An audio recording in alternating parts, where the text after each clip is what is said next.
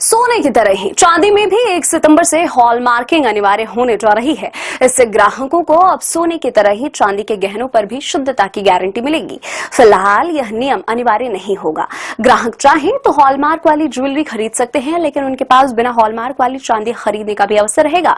अब सवाल ये उठ रहे हैं कि हॉलमार्किंग के साथ ही चांदी के दाम भी बढ़ जाएंगे। भारतीय मानक ब्यूरो यानी BIS ने चांदी की शुद्धता के लिए 6 स्टैंडर्ड 800, 835, 900, 925, 970 और 990 तय किए हैं। अब हर हॉलमार्क यानी ज्वेलरी पर एक 6 अंकों का यूनिक कोड होगा।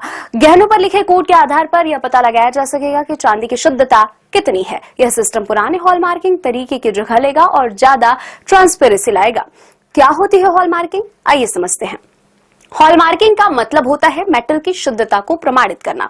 BIS के लैब में टेस्टिंग के बाद ज्वेलरी पर निशान लगाया जाता है। इससे ग्राहकों को भरोसा रहता है कि जिस गहने के लिए वह पैसे दे रहा है वह उतना ही शुद्ध है।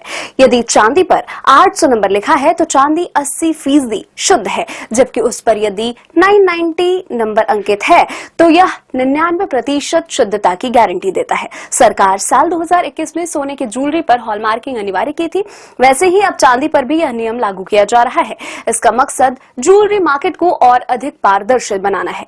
ग्राहकों को क्या फायदा मिलेगा? हॉलमार्क वाली ज्वेलरी खरीदने से चांदी की कीमतों पर कोई असर नहीं होगा, लेकिन इससे ग्राहकों के विश्वास में वृद्धि हो सकती है। बिना हॉलमार्क वाली ज्वेलरी में मिलावट की संभावना बनी रहती है, लेकिन अब हॉलमार्क और HUID नंबर से धोखाधड़ी की गुंजाइश कम हो जाएगी। ग्राहक आसानी से BIS केयर ऐप पर जाकर वेरीफाई HUID फीचर के माध्यम से यह चेक कर सकेंगे कि गहनों पर अंकित कोड असली है या नकली।